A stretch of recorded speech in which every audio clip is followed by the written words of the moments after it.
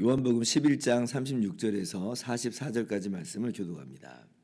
이에 유대인들이 말하되 보라 그를 얼마나 사랑하셨는가 하며 그중 어떤 이는 말하되 맹인의 눈을 뜨게 한 이 사람이 그 사람은 죽지 않게 할 수 없었더냐 하더라. 이에 예수께서 다시 속으로 비통히 여기시며 무덤에 가시니 무덤이 굴이라 돌로 막았거늘 예수께서 이르시되 돌을 옮겨 놓으라 하시니 그 죽은 자의 누이 마르다가 이르되 주여 죽은 지가 나흘이 되었음에 벌써 냄새가 나나이다. 예수께서 이르시되 내 말이 내가 믿으면 하나님의 영광을 보리라 하지 아니하였느냐 하시니 돌을 옮겨 놓으니 예수께서 눈을 들어 우러러 보시고 이르시되 아버지여 내 말을 들으신 것을 감사하나이다. 항상 내 말을 들으시는 줄을 내가 알았나이다. 그러나 이 말씀 하옵는 것은 둘러선 무리를 위함이니 곧 아버지께서 나를 보내신 것을 그들로 믿게 하려 함이니이다. 이 말씀을 하시고 큰 소리로 나사로야 나오라 부르시니 같이요 죽은 자가 수족을 배로 동인 채로 나오는데 그 얼굴은 수건에 쌓이더라. 예수께서 이르시되 풀어놓아 다니게 하라 하시니라. 아멘. 할렐루야. 하나님의 크신 은혜와 평강이 오늘도 변함없이 여러분 가운데 가득 넘치기를 주님의 이름으로 축원합니다. 나사로가 죽었습니다. 지금 죽은 지 나흘이나 되는 그런 시점이었죠. 예수님께서 나사로가 죽은 지 나흘이 되던 그때 이제 나사로가 사는 동네에 도착을 하셨어요.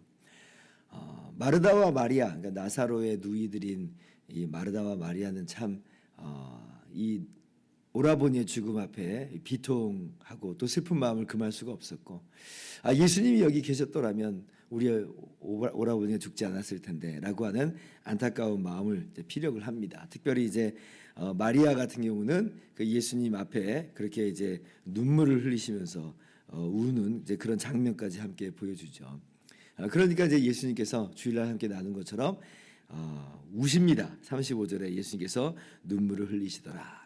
그러니까 마르다와 마리아의 그 아픔, 그 상실감, 그 슬픔을 함께 공감하시는 것이다. 이렇게 제가 말씀을 드렸고, 또 한편으로는 사실은 하나님께서 아름답게 지으신 이 피조물, 하나님의 형상을 따라 만든 이 인간이 이렇게 죽음으로 끝날 수밖에 없는 이 비참한 상태로 전락한 것을 바라보시는 하나님의 비통함이다. 그러니까 예수님의 그 눈물은 단순히 마르다와 마리아의 아픔을 공감하시는 것을 넘어서서 이 세상을 바라보는, 이 부패해버린, 죄로 말미암아 부패하고 어그러져 버린 이 세상을 바라보시는 하나님의 비통함이시다 라고도 제가 이렇게 말씀을 드렸습니다. 자, 그런데 이제 오늘 말씀 보니까 예수님께서 그렇게 우시는 그 장면을 보면서 한편으로는 사람들이 예수님이 정말 나사로를 너무 사랑하셨구나 라고 이제 이야기하는 사람이 있는가 하면, 근데 37절 보면 어떤 사람은 또 이 상황 속에서도 예수님을 비난하고 또 예수님을 마치 이제 나무라는 듯이 책망하는 듯이 하는 모습을 봅니다. 맹인의 눈을 뜨게 한 이 사람은 죽지 않게 할 수 없었더냐, 이런 말을 하는 거예요. 예수님께서 정말 맹인의 눈을 뜨게 하신 것을 믿지 못한다는 이야기인 것인지, 아니면 맹인의 눈을 뜨게 하셨던 분이 왜 내버려 두셨는지 하면서 예수님께 책임을 전가하는 것인지 잘 모르겠습니다만은, 굳이 지금 이 장례식장의 현장 속에서 그리고 울고 있는 마리아와 그리고 그 슬픔에 공감하시는, 그래서 함께 더불어서 울고 계시는 예수님을 향해서 이런 말을 할 필요는 없잖아요. 근데 이 사람들이 예수님을 거절하는 그 상황과 배경은 지금 참 만만치 않다는 걸 보는 겁니다. 죽음 앞에서는 다 침묵을 하는 법인데, 근데 죽음 앞에서도 이렇게 예수님을 비난하는 걸 보면 지금 예수님이 맞닥뜨리는 이 현장은 과연 정말 유대인들의 반대를 받는 상황이고, 그리고 지금 예루살렘 근처인 이 베다니에 예수님께서 오시는 것이 참으로 참 위험천만한 일이었구나라고 하는 걸 다시 한번 깨닫게 되는 거죠. 지금 유대인들이 반대하는 것, 유대인들이 심지어 돌로 예수님을 쳐 죽이려고 하는 그 현장이 여전히 이어지고 있다라고 하는 것을 지금 이 37절에서 보는 것이에요. 그러나 이제 예수님께서는 거기에 대해서 어떤 반박이나 반대나 어떤 논쟁을 이어가시지 않고 오히려 이제 이 무덤으로 가십니다. 무덤으로 가요. 나사로가 묻혀 있는 무덤으로 함께 가는 거죠. 근데 이제 우리가 이제 잘 알다시피 우리나라 무덤은 그냥 땅에 묻고 흙을 덮는 이제 그런 무덤 형태인데, 그런데 지금 이 팔레스타인, 이스라엘 사람들이 머무르고 있는 이 땅의 이제 무덤의 형식은 이 돌무덤입니다. 돌무덤. 그래서 이 산지에 석회암이 이제 발달된 산지에 이 동굴이 있으면 거기다가 사람을 놓고 입구를 이제 돌로 막는 그러한 무덤의 형식이에요. 그리고 이제 석회암 지역이다 보니까 또 그런 바위를 또 파면 또 잘 파진다고 그래요. 그래서 일부러 또 무덤을 만들기도 합니다. 자연 동굴을 쓰기도 하고 또 일부러 좀 판에서 무덤을 만들어서 거기에 이제 시신을 안치하는 그런 형태인 것이에요. 지금 나사로가 바로 그런 무덤의 형태에 묻혀 있는 겁니다. 그리고 입구는 돌로 막아 놓았죠. 근데 이제 오늘부터 우리가 보면 오늘 보는 이 말씀 너무 놀라운 말씀이에요.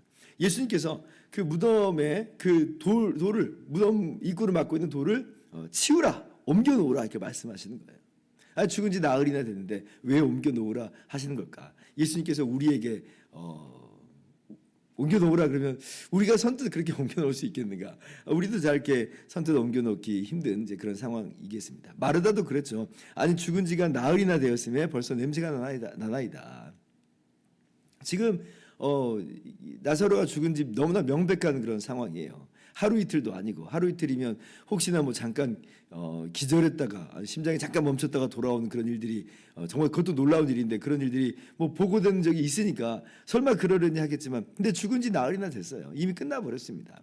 지금 한간에 있는 이야기 중에 하나는 유대인들은 3일 동안에는 그 영혼이 그 주변에 있다가 그리고 이제 3일이 지나면 이제 죽은지 확실한 것으로 알고 이제 영혼이 떠나간다. 이런 이제 이야기를 하는데 그 신빙성은 잘 모르겠습니다. 근데 모든 사람들이 다 죽었다라고 분명히 알고 있는 상황이에요. 어쩌면 냄새가 나나이다라고 하는 것을 볼 때 지금 무덤 문이 무슨 랩으로 쌓아놓은 것도 아니고 어쩌면 냄새가 슬쩍슬쩍 스며 나오는 그런 상황일 수 있겠어요. 이미 이제 시체 썩는 냄새가 난 거죠.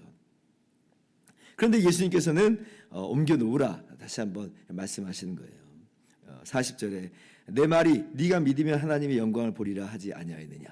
그러니까 예수님께서 지금 놀라운 일을 행하시겠다 하시는 거예요. 이미 이제 마르다가 예수님을 처음에 영접했을 때에 자기의 슬픔을 토로할 때에 예수님께서 내 오라비가 살아나리라 이렇게 예수님께서 말씀하셨거든요. 근데 이제 마르다는 그것을 예수님께서 장차 다시 오시는 그때에 부활의 때에 다시 살리실 것으로 이제 그렇게만 생각을 했던 것이에요. 그래서 예수님께서 나는 부활이요 생명이니 나를 믿는 자는 죽어도 살겠고 무릇 살아서 나를 믿는 자는 영원히 죽지 아니하리라 라고 이제 다시 한번 말씀하셨을 때 이것을 네가 믿느냐라고 할 때 믿는다 그래요. 근데 여전히 마르다는 이제 나중의 일로만 이제 생각을 한 거죠. 그래서 주는 그리스도시요 세상에 오시는 하나님의 아들이신 줄 내가 믿나이다. 근데 설마 지금일 줄이야. 이제 그건 이제 상상을 못한 겁니다. 누가 상상을 할 수 있겠어요? 죽었던 사람이 살아날 거라고 누가 감히 예상을 할 수 있겠습니까? 아무도 예상 못하죠. 근데 주님께서는 지금 바로 그 일을 행하시겠다라고 하는 거예요. 그래서 돌을 옮겨 놓고 그리고 이제 주님께서 기도하십니다. 하나님께서 항상 내 말을 들으신 줄을 감사하나이다. 항상 하나님께서 예수님의 기도를 들으시고 예수님과 교제하는 것은 너무나 분명한 사실인데 특별히 이 말씀을 굳이 덧붙이는 건 뭐냐면 주변에 둘러선 사람에게 예수님이 참으로 하나님께서 보내신 자고 하나님과 정말 그렇게 친밀한 교제 가운데 있다라고 하는 것을 분명히 다시 한번 드러내 보여주시는 거죠. 그러면서 말씀하시기를 나사로야 나오라 딱 말씀하세요. 나사로야 나오라. 너무 감격스러운 현장이에요. 너무 정말 기가 막힌 현장이에요. 예수님께서 나사로야 나오라 할 때에 얼마나 놀라운 일이 벌어졌냐면 죽은 지 나흘이나 됐던 나사로가 나오는 거예요. 세상에 할렐루야. 정말 너무나 놀라운 기적이 벌어졌습니다. 죽은 자가 살아났어요. 그래서 예수님께서 그 동요했던 것들을 풀어놓아 다니게 하라 하면서 그 죽은 자를 다시 그 누이들의 품에 돌려주시는 놀라운 은혜를, 놀라운 역사를 오늘 말씀 가운데 행하신 것입니다.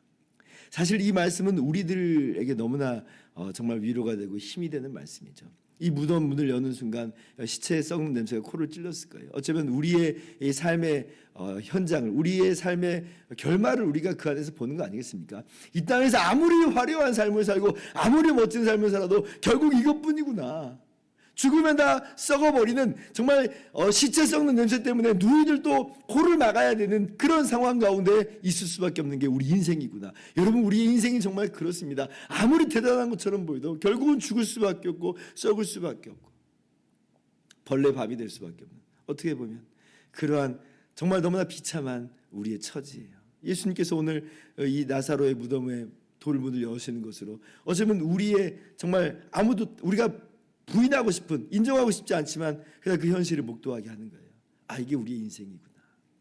그런데 주님께서는 우리의 현실을 목도하게 하는 것으로 그치지 않고, 그리고 이 마르다에게 내 오라비가 살아나리라 하는 말로만 그치는 게 아니라 지금 나사로를 다시 살리시는 놀라운 역사로 참으로 주님께서 하나님의 아들이심을 나타내 보여주시고, 그리고 우리들에게도 이러한 부활의 영광이 있음을 오늘 나사로의 이 다시 살리신 사건을 통해서 분명히 깨달아 알게 하시는 거죠.